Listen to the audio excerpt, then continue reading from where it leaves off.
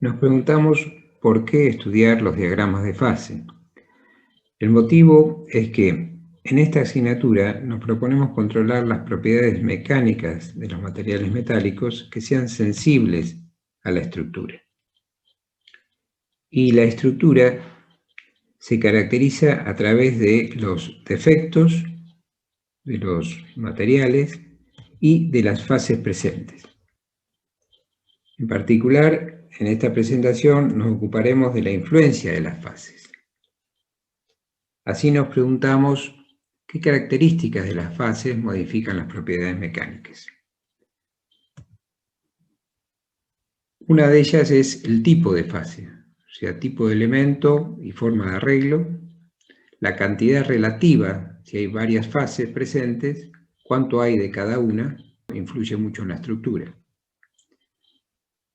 Y la morfología, que tiene que ver con el tamaño, que sean fases que ocupan un volumen mayor o menor, importan la estructura, la forma, no es lo mismo que sea tipo bastones, laminillas, esferitas, etc. Y en cuanto a la distribución también, no es lo mismo tener mucho de esa fase amontonada en un sector y nada en el resto, a tenerla uniformemente distribuida. Todos estos aspectos de las fases influyen en las propiedades mecánicas sensibles a la estructura. Es bueno recordar el concepto de fase. Y la fase es una región que difiere en estructura de otra región. Y en cuanto a los diagramas de fase, que son representaciones gráficas en condiciones de equilibrio de las fases presentes en un sistema de materiales a varias temperaturas, presiones y composiciones. En cuanto a la información que ofrecen los diagramas de fase, entre las más importantes, podemos considerar saber qué fases están presentes a diferentes temperaturas y composiciones, averiguar la solubilidad de un elemento compuesto en otro, conocer la temperatura a la cual diferentes fases comienzan a fundirse y determinar la temperatura a la cual una aleación comienza a solidificar y la temperatura a la cual ocurre la solidificación. Para conocer más sobre los diagramas de fase, los invito a seguir las siguientes presentaciones. Veremos una primera parte de introducción, a continuación describiremos las características de los diagramas de equilibrio binarios, seguidamente veremos los diagramas de equilibrio ternarios y por último realizaremos una serie de conclusiones según una serie de consideraciones finales. Bien, los diagramas de equilibrio de fases son una herramienta de gran utilidad en el campo de la ingeniería. Por un lado, se trata de una herramienta que nos aporta la base para el estudio de las transformaciones de fase en el estado de equilibrio o para tiempos suficientemente largos. Por otro lado, aportan una base sólida para establecer las relaciones entre el comportamiento de los materiales y su estructura. Por otro lado, representan una base sólida con gran cantidad de información para la selección de aleaciones en el campo de la ingeniería. Además, este tipo de diagramas son representaciones de los cambios estructurales que ocurren en diferentes aleaciones con dos o más componentes en función del tiempo para distintos procesos de enfriamiento. Los diagramas de equilibrio se pueden clasificar de muchas maneras. No obstante, uno de los métodos más adecuados es aquel que los clasifica en función del número de componentes. Así pues encontramos diagramas de equilibrio binarios y diagramas de equilibrio ternarios con 3 componentes. Los diagramas de equilibrio binarios son los más habituales en el campo de la ingeniería, fundamentalmente porque son diagramas de un análisis y estudio sencillo. Las variables que participan en este tipo de diagramas son fundamentalmente las siguientes: la temperatura, el tiempo y la composición. No obstante, la mayoría de estos diagramas se obtienen para tiempos de transformación suficientemente largos. De esta manera se alcanzan las condiciones de equilibrio. Consecuentemente, los diagramas de fase o diagramas de equilibrio son representaciones de diagramas con variación de la temperatura y de la composición, a presión atmosférica y con tiempos suficientemente largos como para alcanzar las condiciones de equilibrio. Gráficamente, en la presentación observamos un típico diagrama de fases. En el eje de las X se representa la composición y en el eje de las Y se representa la temperatura. En los extremos del diagrama se encuentran los componentes puros, A y B, y en la zona intermedia encontramos las diferentes composiciones correspondientes a las aleaciones intermedias. La composición se puede representar en función del componente A o bien en función del componente B. Es indistinto trabajar con uno de los dos sistemas de representación, puesto que son complementarios. Si observamos una representación tridimensional de un diagrama de fases, observamos en un diagrama de temperaturas, tiempos y composiciones, observamos claramente distintas zonas que corresponden a partes del diagrama donde se encuentran o coexisten diferentes fases, líquida y sólida, o bien zonas monofásicas. Como hemos considerado anteriormente en los diagramas de equilibrio, el tiempo para la obtención de dichos diagramas es lo suficientemente largo para no tenerlo en cuenta a la hora de representar. Por esto, una representación en un diagrama bidimensional, con el eje de las X las composiciones y en el eje de las Y las temperaturas, obtendríamos un diagrama como este, que prácticamente sería la proyección del diagrama tridimensional que hemos visto previamente sobre el plano de temperatura-composiciones. Llevar a cabo el estudio de diagramas o de las fases presentes en un diagrama es relativamente sencillo. Así pues, para una aleación que presenta una composición C1 a una temperatura T1, basta con identificar la composición en el eje de las composiciones y trazar una línea vertical. A continuación se identifica la temperatura en el eje de temperaturas y se traza una línea horizontal. El punto de corte de las dos líneas marca un punto del diagrama, punto A, que se encuentra en una zona, como puede apreciarse, en la cual solamente existe una fase líquida. Si veamos otro ejemplo, una aleación que presenta la composición 3 a una temperatura determinada T3, primeramente identificamos la composición en el eje de composiciones, trazamos una línea vertical, a continuación identificamos la temperatura en la escala de temperaturas y trazamos una línea horizontal. El corte de ambas líneas nos determina el punto B del diagrama. Como puede apreciarse, el punto B se encuentra en una zona bifásica donde coexisten una fase líquida y una fase sólida. Por último, si marcamos un punto C con una composición C4 y T4, en primer lugar identificamos la composición de la aleación, trazamos línea vertical, a continuación identificamos la temperatura y trazamos la línea horizontal correspondiente y obtenemos el punto C del diagrama. El punto C se encuentra en una zona del diagrama donde solamente existe una fase sólida, en este caso una disolución o solución sólida alfa.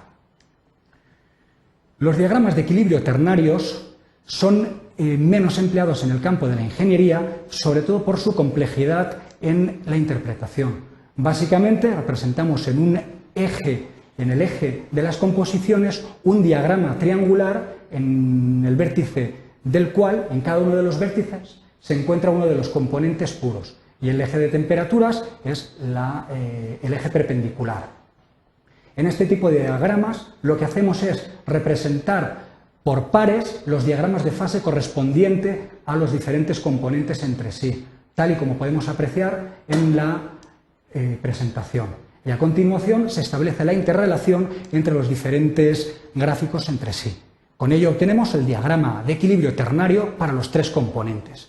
No obstante, como hemos dicho previamente, son diagramas muy difíciles de interpretar y habitualmente tenemos que trabajar para su interpretación correcta mediante la utilización de cortes isotérmicos. Así, en este tipo de diagramas es bastante habitual trabajar con un corte a temperatura ambiente o una isoterma a temperatura ambiente, con lo cual obtendríamos una representación del diagrama triangular como se aprecia en la presentación, con las diferentes fases y zonas características del diagrama.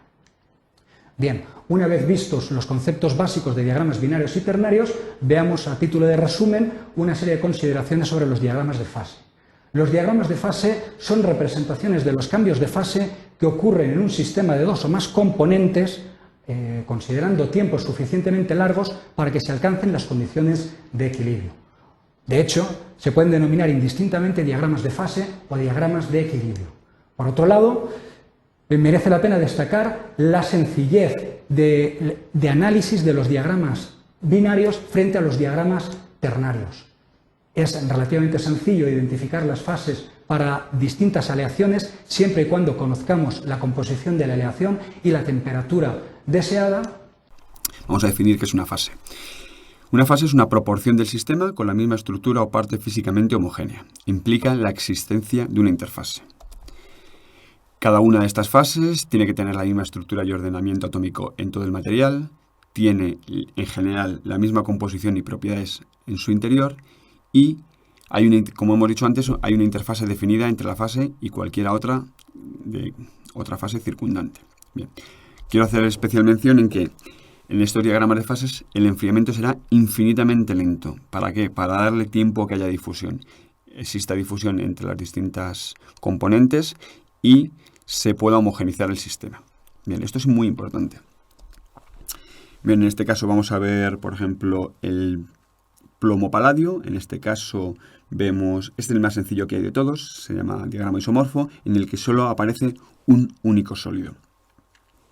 Como vemos, aparece una zona de existencia del líquido a alta temperatura, por debajo tenemos el sólido, que en este caso le hemos llamado AgPD, plata-paladio, lo podríamos haber llamado sólido alfa, y entre medias de esas dos fases hay dos líneas, entre medias estará el líquido más el sólido.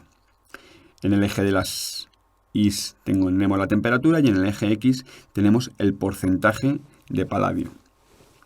De paladio porque en esta zona de aquí está el paladio y en esta zona de aquí está la plata. Entonces, si aquí tengo 100% de paladio, pues este será el porcentaje de paladio. Bien, otro ejemplo es este diagrama de fases en el que aparece una reacción eutéctica, como ya veremos después. Vemos que existen dos sólidos en este caso. En esta zona de aquí tengo el sólido alfa, en esta zona aquí tengo el sólido beta y entre medias tendré alfa más beta. Bien.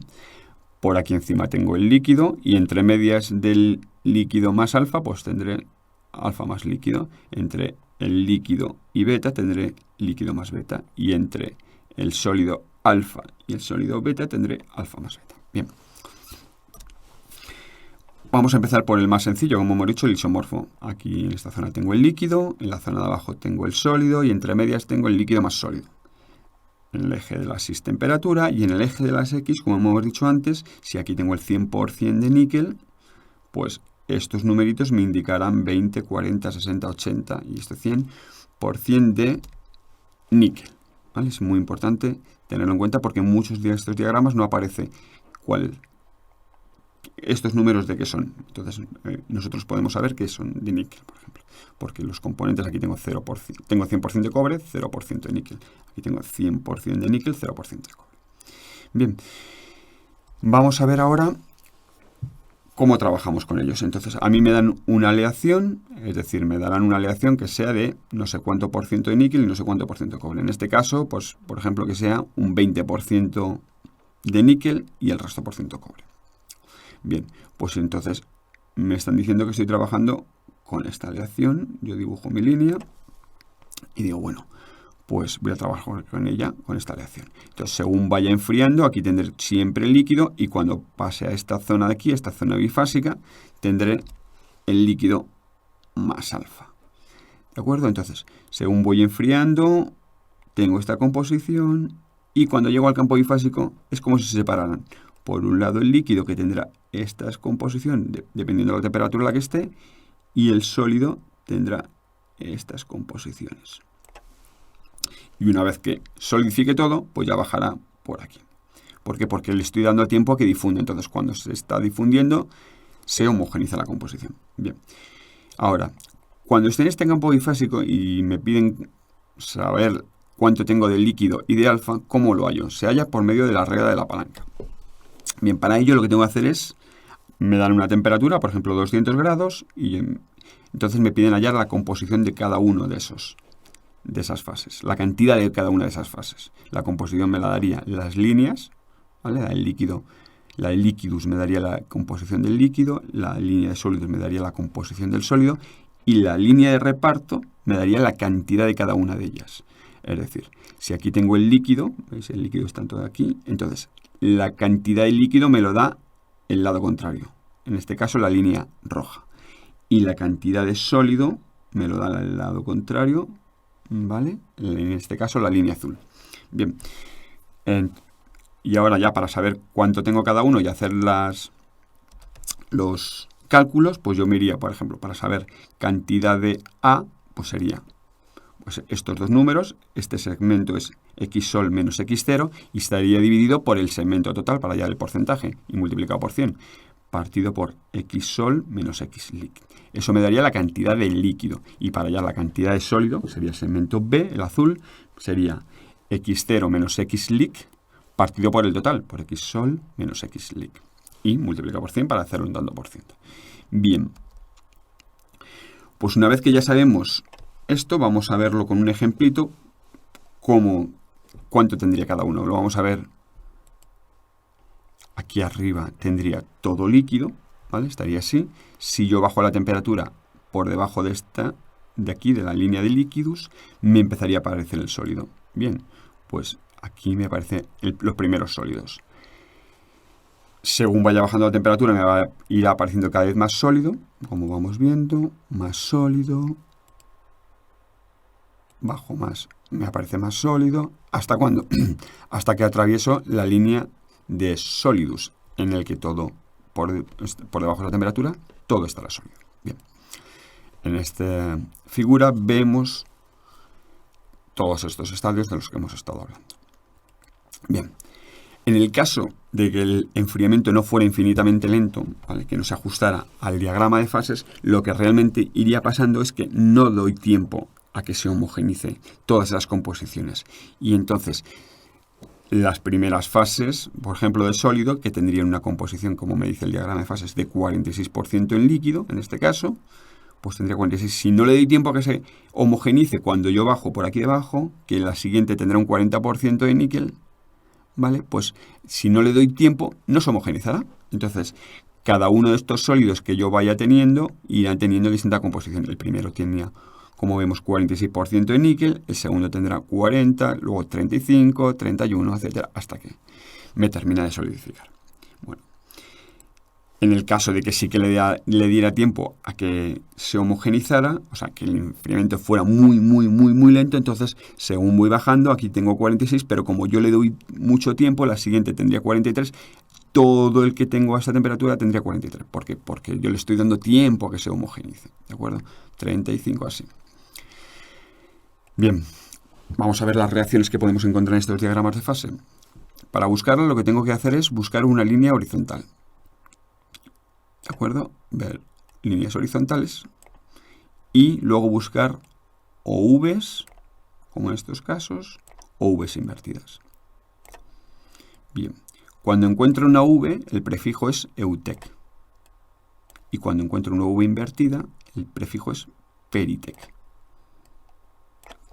Bien, si intervienen líquidos, como en estos dos casos, que intervienen líquidos, el sufijo es TICA. Y si intervienen todos sólidos, el sufijo es toide, ¿vale? Entonces, en este caso sería eutectica, eutectoide, peritectica y peritectoide. Bien, vamos a verlo en un diagrama de fases que yo me he inventado. Este sería un ejemplo de diagrama de fases. Busco una línea horizontal y digo, bueno, aquí hay una V invertida, por lo tanto, peritec. Como interviene un líquido, peritéctico. En este caso, hay una V, línea horizontal, una V, eutec. Como todos son sólidos, eutectoide. Este caso, V, eutec. Como intervienen líquidos, eutéctico. Este caso, V, peritec. Todos sólidos, peritectoide. Y me he dejado al final este ejemplo. ¿Por qué? Porque yo voy a abrir este campo un poquito. ¿De acuerdo? Como si esta fase, el XI2, ¿vale? Que apenas tiene solubilidad del componente I, yo lo abro un poquitín y que tuviera algo de solubilidad. Entonces ya aquí se ve la V invertida o la V. Entonces aquí puedo decir, como tengo una V eutec, todos sólidos eutectoide, ¿de acuerdo? No, este sería un eutectoide, exactamente. Y en este caso, como tengo una V invertida, sería peritec. Hay un líquido peritéctico. ¿De acuerdo? Bien. Vamos a ver casos especiales, como es el eutéctico. El eutéctico es lo que está pasando es realmente que un líquido pasa a dos sólidos, alfa más beta. Pero ese líquido, ¿vale?, con una composición definida, a una temperatura fija, que en este caso, en el caso del plomo estaño, a 183 grados, justo cuando pasa por debajo de 183 grados, se transforma de golpe todo en sólido alfa más beta, mezcla de sólidos alfa más beta, que normalmente es en forma de láminas, tal y como se ve en esta figura. Bien, y no existe un rango de temperaturas en el que haya solidificación, como hemos visto antes, sino a una temperatura fija, todo se transforma de repente en sólido, como pasa en el caso del agua. Necesitará más o menos tiempo, pero es a una temperatura fija. ¿Vale? En el agua es a 0 grados, agua pura a 0 grados. En este caso, en el caso del eutéctico, plomo estaño de composición 61,9% de estaño, se me transforma en dos sólidos, alfa más beta, pero justo a temperatura de 183 grados. ¿Qué pasa si en vez de tener esta composición, la composición eutectoide, que es 61,9% de estaño, tuviera otra composición? Pues vamos a verlo. Vamos a ver el caso, por ejemplo, de una composición hipoeutectoide. Bueno, este es cómo quedaría tras la solidificación. Vemos las láminas de alfa más beta. Bueno, vamos a ver una composición hipoeutectoide. En este caso, del 40% de estaño. Hipo porque tiene menos de la composición eutectoide. Si tuviera una composición superior a la eutectoide, se llamaría una aleación hipereutéctica. Estamos hablando de un eutéctico, hipereutéctica. Vamos a ver. Entonces, ¿qué es lo que pasa en este caso? Pues que yo tengo el líquido por encima de la temperatura de líquidos. En cuanto atravieso esa línea, empieza a aparecer un sólido. En este caso, como vemos, atravesamos esta línea y aparece el sólido alfa. Bien, y a este alfa que está apareciendo le llamamos alfa proeutéctico. ¿Por qué? Porque aparece antes de la temperatura eutéctica, por encima de la temperatura eutéctica. Entonces, esto me va a hacer que las propiedades sean muy distintas. De una aleación hipoeutéctica, de una aleación hipereutéctica. Bien, pues en este caso, este sólido alfa que se me está formando, alfa, como se ha formado a temperatura por encima de la eutéctica, le vamos a llamar alfa proeutéctica. Bien, ¿qué está pasando? Pues que el líquido va a bajar por esta composición, por la línea de líquidos, como hemos dicho antes, el sólido va a bajar por la línea de sólidos, y cuando el líquido alcanza la composición eutéctica, ¿de acuerdo? Como hemos visto en la aleación anterior, ese líquido de repente se va a transformar, todo el líquido que me queda, en el eutéctico alfa más beta. Y será una temperatura fija que, como hemos visto antes, a 183 grados. Todo el líquido este que me queda aquí, todo este líquido, de repente cuando bajo una décima grado de encima de 183 a estar un poco por debajo de 183, se me ha transformado en alfa más beta. ¿De acuerdo? Entonces, y esta parte será eutéctica y estas islas de aquí serán alfa proeutéctico. Y el diagrama que tendré, o sea, la microestructura que tendré después, si lo mirara al microscopio, que tendré serían estas islas de aquí, que serían el alfa proeutéctico, y toda esta zona de aquí de eutéctico, serían las láminas de alfa más beta. En esta presentación vamos a realizar una breve introducción sobre la importancia del estudio de las microestructuras de los aceros.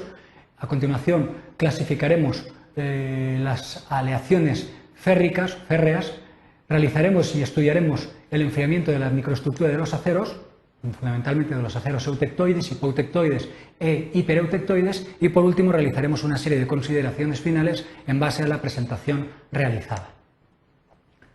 Desde el punto de vista de la ingeniería, los aceros presentan un gran interés, en tanto en cuanto es uno de los materiales más empleados como elemento estructural.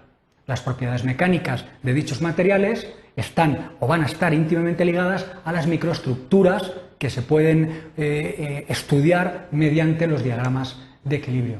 Así pues, mediante la utilización del diagrama hierro-carbono va a ser posible identificar las microestructuras a temperatura ambiente de las distintas aleaciones férreas y con ello predecir las características mecánicas. Conociendo también las transformaciones que se producen en el diagrama hierro-carbono o diagrama hierro-carburo de hierro metastable, podremos entender las prestaciones finales de estos materiales. Las aleaciones férreas las podemos clasificar de la siguiente manera: en aceros, en dos grandes grupos, aceros y fundiciones. Los aceros son aquellas aleaciones hierro-carbono que tienen menos de un 2,11% de carbono, mientras que las fundiciones son aquellas aleaciones hierro-carbono que tienen un contenido en carbono entre un 2,11 y un 6,67%. Como podemos apreciar en el diagrama, los aceros solamente atraviesan la transformación eutectoide y es muy importante resaltar que no atraviesan la transformación eutéctica. Por contra, las fundiciones atraviesan tanto la transformación eutéctica como la transformación eutectoide, tal y como podemos apreciar en el gráfico, con la transformación eutéctica resaltada en color azul y la transformación eutectoide resaltada en color verde. Los aceros, a su vez, se pueden clasificar en función del contenido en carbono. Así pues, la transformación eutectoide o la composición eutectoide corresponde al vértice de dicha transformación, que equivale a un 0,8% en carbono. Pues bien, todos los aceros que tengan una composición inferior al 0,8% en carbono se van a denominar aceros hipoeutectoides. Los aceros que tengan más de porcentaje de carbono de un 0,8 y menos de un 2,11 van a denominarse aceros hipereutectoides, tal y como podemos apreciar en la presentación. Vamos a estudiar cuál es la microestructura de los distintos tipos de aceros que hemos descrito previamente. En primer lugar, vamos a estudiar la microestructura a temperatura ambiente de un acero eutectoide, es decir, un acero que tiene un 0,8% de carbono. Para ello, trazamos una línea vertical por la composición del 0,8% de carbono y marcamos los puntos relevantes del diagrama para construir la curva de enfriamiento. Marcamos solamente el punto de corte con la transformación eutectoide, en tanto en cuanto lo que ocurre a temperaturas más elevadas no repercute de forma importante en la microestructura a temperatura ambiente. La curva de enfriamiento en este tramo de transformación eutectoide es una curva como la que se aprecia en el diagrama, es decir, un proceso de transformación isotérmico a temperatura de 723 grados centígrados. Si ahora en el diagrama marcamos distintos puntos designados como P1 y P2 y los trasladamos a la correspondiente curva de enfriamiento, podemos identificar claramente que en el punto P1 el sistema estará formado por una solución sólida gamma, una solución sólida de hierro gamma con determinada cantidad de carbono, 0,8%, y en el punto P2, al producirse la transformación eutectoide, que indica que cuando se alcanza dicha temperatura de 723 grados, todo lo que exista de solución sólida gamma va a transformarse en perlita con estructura laminar. Veremos claramente que en el punto 2 la microestructura va a estar formada 100% por una estructura eutectoide, es decir, granos de láminas alternas de ferrita y de cementita. Veamos con un poco más de detalle qué ocurre a lo largo de este proceso isotérmico. Como hemos dicho anteriormente, en el punto P1 la estructura está formada exclusivamente por granos de solución sólida gamma que admiten gran cantidad de carbono en disolución. No obstante, cuando se alcanza el punto de la transformación eutectoide, se produce la transformación que indica que la solución sólida gamma se transforma en solución sólida alfa y compuesto intermetálico carburo de hierro, Fe3C. La solución sólida gamma es una disolución que admite muy poco porcentaje de carbono. En consecuencia, en las láminas o en las estructuras de la austenita se produce un proceso de difusión que es consecuencia del cambio de solubilidad al convertirse la austenita en ferrita y en cementita. A lo largo del proceso isotérmico, el proceso de difusión va completándose y hay algunas zonas que van enriqueciéndose en átomos de carbono y algunas zonas que se van empobreciendo en átomos de carbono mediante procesos de difusión. Con el paso del tiempo, las láminas que se han enriquecido en átomos de carbono llegan a alcanzar un 6,67% de carbono y llegarán a formar láminas de cementita, mientras que las zonas que se han empobrecido con átomos de carbono llegan a quedarse con una solubilidad de 0,0218% de carbono y van a formar láminas de ferrita. De esta manera, en este proceso isotérmico se forman láminas alternas de ferrita y de cementita, estructura laminar típica de la transformación eutectoide. Veamos a continuación cuál es la microestructura a temperatura ambiente de un acero hipoeutectoide. Un acero hipoeutectoide tiene una composición inferior al 0,8% de carbono. Si representamos en el diagrama con una línea vertical, identificamos los puntos de corte con el diagrama, sobre todo en la zona de transformación eutectoide, porque la transformación que ocurre a más altas temperaturas no repercute en las propiedades a temperatura ambiente, y a partir de los puntos de corte trazamos la curva de enfriamiento. Si ahora identificamos distintos puntos para estudiar el enfriamiento, puntos designados como P1, P2, P3 y P4, y los trasladamos a la curva de enfriamiento, fácilmente podemos, según la interpretación del diagrama, decir que en el punto P1 la microestructura estaría formada por una estructura policristalina de austenita. En el punto P2 se produce un cambio alotrópico que da lugar a la conversión de parte de la austenita en ferrita, que precipita en el borde de grano. Este proceso continúa hasta alcanzar el punto 3, y una vez alcanzamos el punto de la transformación eutectoide, todo lo que quede de remanente de austenita se va a transformar en granos de perlita, de ferrita más cementita. Como podemos apreciar, la microestructura en el punto 3 está formada por una matriz de ferrita de color blanco y un constituyente disperso de austenita de color gris. Pues cuando se produce la transformación eutectoide, todo el microconstituyente de color gris o austenita se transforma en láminas alternas de ferrita y cementita, dando lugar a la estructura típica o microestructura típica de un acero hipoeutectoide. Es decir, un microconstituyente matriz de ferrita y un microconstituyente disperso de perlita, láminas alternas de ferrita y cementita. De la misma manera, podemos estudiar el proceso de enfriamiento de un acero hipereutectoide, un acero que tenga más de un 0,8% de carbono y menos de un 2,11%, para que no atraviese la transformación eutéctica. Trazamos una línea vertical e identificamos los puntos de corte. Merece la pena destacar solamente los puntos de corte en la zona de transformación eutectoide, en tanto en cuanto la transformación que ocurre a temperaturas más elevadas no va a repercutir sobre las propiedades o microestructura a temperatura ambiente. Si ahora estos puntos los trasladamos para construir la curva de enfriamiento, obtenemos esta representación del proceso de enfriamiento en el entorno de la transformación eutectoide. Seguidamente identificamos distintos puntos en el proceso de enfriamiento, designados como P1, P2, P3 y P4, y al trasladarlos sobre la curva de enfriamiento podemos realizar un seguimiento de dicho proceso. Así pues, en el punto P1 la microestructura estaría formada por una estructura policristalina de austenita. En el punto P2, al cambiar la solubilidad de la austenita, precipita en el borde de grano compuesto intermetálico, precipita cementita. Este proceso se prolonga hasta alcanzar el punto de transformación eutectoide, de tal manera que en el punto 3, en el punto P3, la microestructura estaría formada por una matriz de cementita y un microconstituyente disperso de austenita. Pues bien, al alcanzar la temperatura de transformación eutectoide, o de 723, todo lo que hay de austenita se transforma isotérmicamente en láminas alternas de ferrita y cementita. Así pues, podemos apreciar claramente que toda la estructura de color gris claro que aparece en el punto P3, que corresponde a la austenita, se transforma a lo largo del proceso isotérmico en perlita, es decir, en láminas alternas de ferrita y cementita, dando lugar a la microestructura característica de un acero hipereutectoide, que está formado por una matriz de cementita y un microconstituyente disperso de perlita. Las consideraciones finales que podemos realizar son las siguientes. Los aceros eutectoides están formados por una estructura 100% laminar de perlita. Ello va a conferir muy buenas propiedades mecánicas a los aceros con un 0,8% de carbono.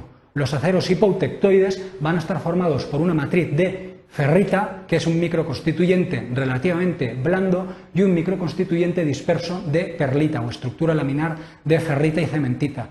El hecho de que la matriz sea un material o un microconstituyente relativamente dúctil va a conferir unas buenas propiedades mecánicas de ductilidad y al mismo tiempo de resistencia al material.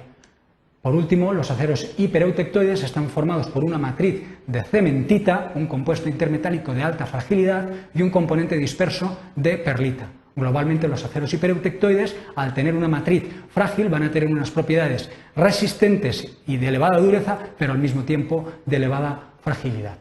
Y en esta presentación voy a hablar sobre diagramas de aleaciones en ingeniería, en concreto del diagrama hierro-carbono. A lo largo de esta presentación realizaremos una breve introducción sobre la utilidad de este tipo de diagrama. A continuación describiremos las fases y microconstituyentes estructurales del diagrama hierro-carbono, veremos cuáles son las transformaciones más importantes de dicho diagrama y, por último, realizaremos una representación del diagrama hierro-carbono. Finalmente, realizaremos una serie de consideraciones en base a la presentación realizada. El diagrama hierro-carbono presenta una gran importancia desde el punto de vista de la ingeniería, ya que el hierro y sus aleaciones es uno de los materiales de mayor uso en el campo de la ingeniería. En este sentido, pues es interesante conocer las estructuras de las distintas aleaciones como una herramienta de apoyo para entender y poder predecir el comportamiento de las distintas aleaciones en el campo de la ingeniería. El análisis del diagrama hierro-carbono metastable, realmente es el diagrama hierro-carburo de hierro, representa la base para identificar las fases y los microconstituyentes estructurales. Con estas bases podemos conocer las características y la naturaleza de estas fases y microconstituyentes, con las propiedades mecánicas y la distribución en la estructura, y predecir o apoyar las características que confieren al material. Y por otro lado, el estudio del diagrama nos va a permitir conocer la naturaleza de las transformaciones que ocurren en dicho diagrama.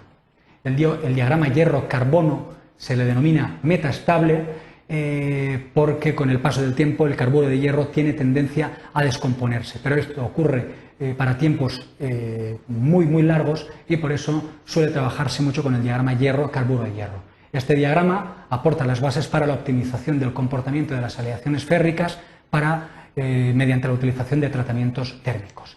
Veamos en primer lugar cuáles son las fases y microconstituyentes estructurales que aparecen en el diagrama hierro-carbono.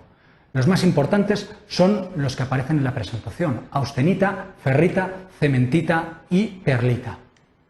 La austenita es una solución sólida de hierro gamma con carbono. Es una disolución sólida que admite cierta cantidad de carbono, hasta un 2,11%, a temperaturas relativamente elevadas, 1129 grados centígrados. Es importante resaltar que la austenita no existe por debajo de 723 grados centígrados, por lo tanto no será una fase o un microconstituyente que aparezca a temperatura ambiente.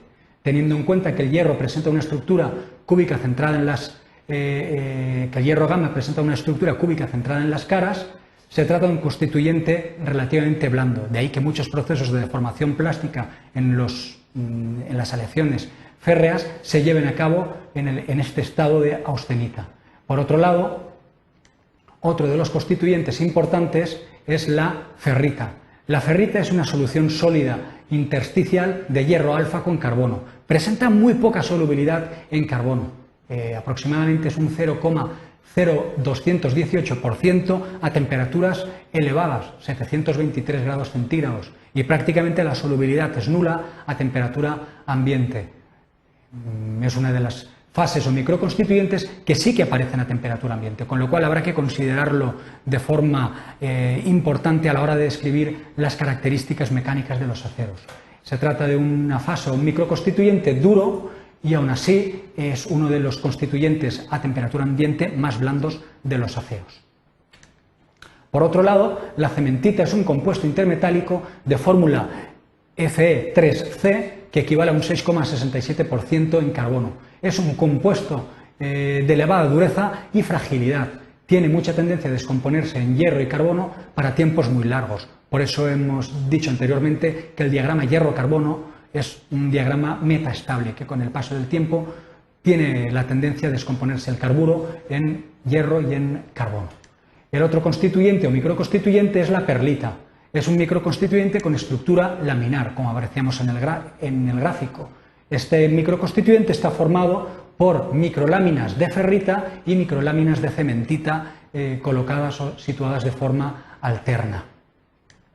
La estructura laminar confiere una elevada dureza y resistencia mecánica por el efecto de borde de grano entre los distintos granos de perlita y entre las distintas láminas que aparecen en la microestructura. Su campo de existencia se sitúa siempre por debajo de 723 grados centígrados en los diagramas de equilibrio.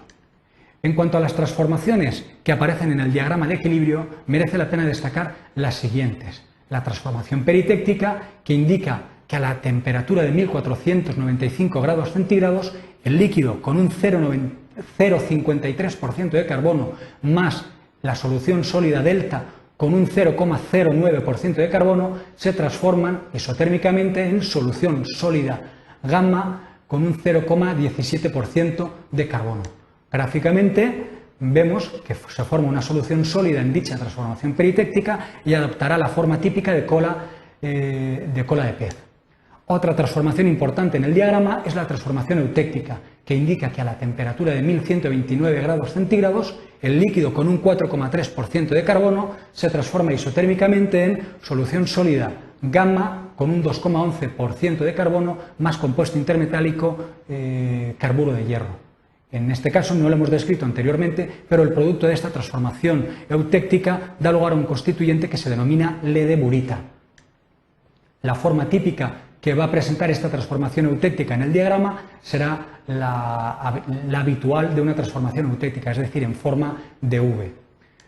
Otra de las transformaciones importantes en los diagramas hierro-carbono es la transformación eutectoide. Esta ocurre a las temperaturas más bajas y tendrá gran interés en tanto en cuanto provocará las últimas transformaciones, que son las que se mantendrán a temperatura ambiente. Esta transformación indica que a 723 grados centígrados la solución sólida gamma con un 0,8% de carbono se transforma en solución sólida alfa de 0,0218% de carbono y carburo de hierro, Fe3C. La forma típica de la transformación eutectoide será similar a la eutéctica, es decir, en forma de V. Una vez conocidos las fases y los microconstituyentes estructurales, así como las transformaciones más importantes, podemos estudiar el diagrama hierro-carbono, que es el que se presenta en el diagrama con las distintas transformaciones y con las distintas fases presentes en cada una de las zonas, tanto zonas monofásicas como zonas bifásicas. En cuanto a las fases y microconstituyentes, destacar que la austenita se encuentra en la parte izquierda del diagrama. Se aprecia claramente que presenta una máxima solubilidad de 2,11% de carbono a una temperatura de 1129 grados centígrados y, como hemos dicho anteriormente, que no existe por debajo de la temperatura de 723 grados centígrados. La ferrita, o solución sólida alfa, se encuentra en el extremo izquierdo del diagrama, presenta muy poca solubilidad, su rango de solubilidades es muy bajo, un máximo de 0,0218 a 723 y prácticamente solubilidad nula a temperatura ambiente. La cementita es el carburo de hierro que queda en el extremo derecho del diagrama con una composición de 6,67% constante. Se representa como una línea vertical en dicho diagrama.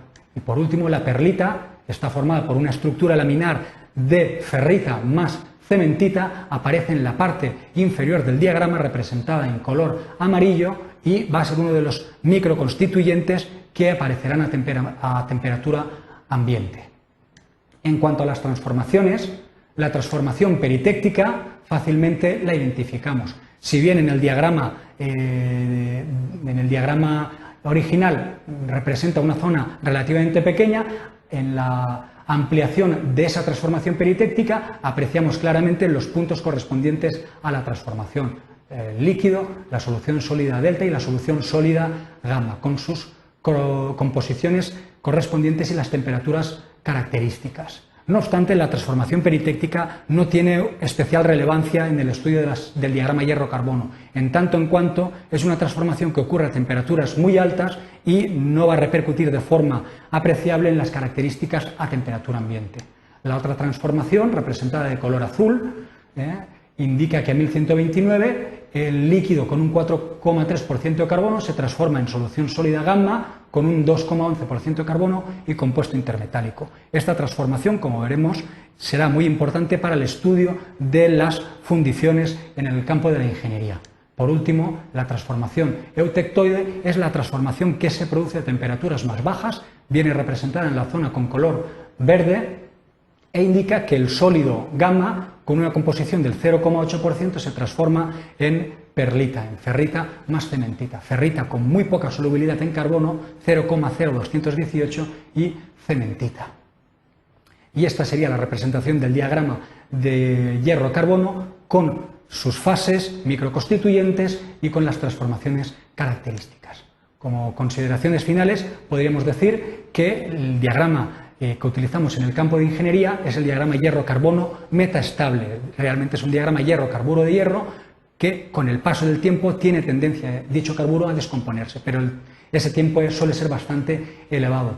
Mediante transformaciones sencillas, eutécticas, peritécticas y eutectoides, podemos estudiar y analizar el diagrama hierro-carbono con relativa facilidad.